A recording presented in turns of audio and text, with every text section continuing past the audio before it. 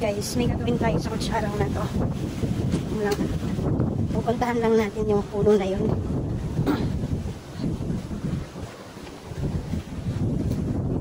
Nakikita niyo yan? Mga bees yan eh. Bees. Hanap tayo ng ano.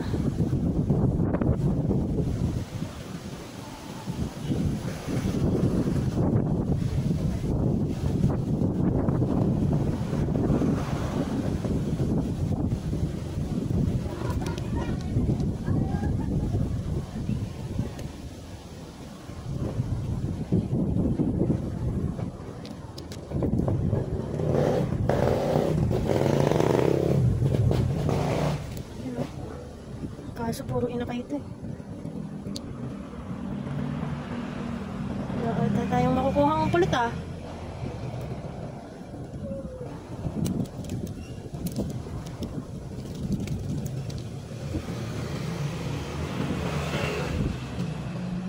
Ayan o, mga bubuyog yan o.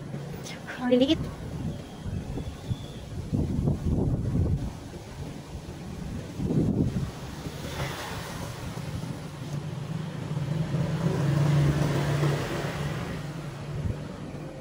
Stingless naman sila. Stingless di yan eh. Kaya no, nakuha na kata nila yung mga kulat eh.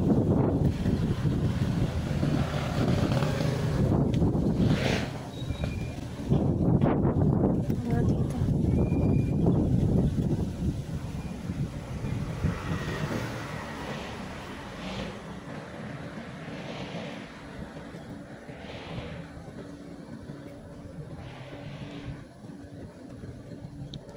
Wala, puro eggs. Ubus na yung honey.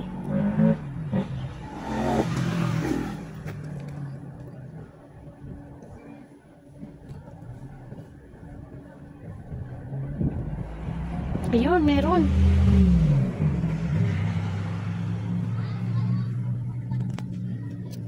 Ayun o. Kita mo yan? Hindi ko alam kung kita eh. Pero ano yan?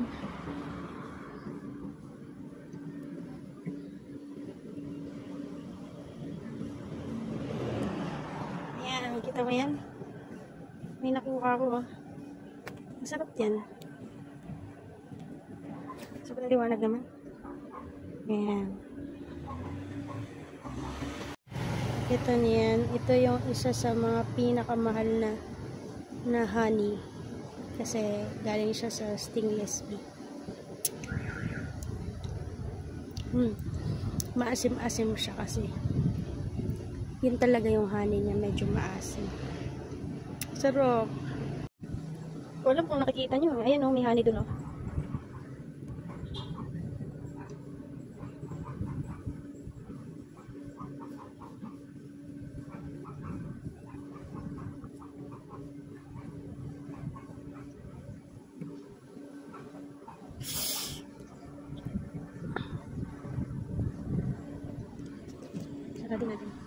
Guys, ayan yung nakuha nating honey.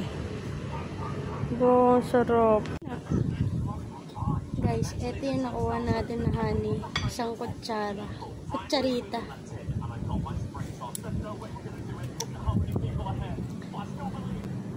Sarap, asim. Hawakan mo yung ano. Yan ang honey. Ito sa bumo. Tanga-tanga.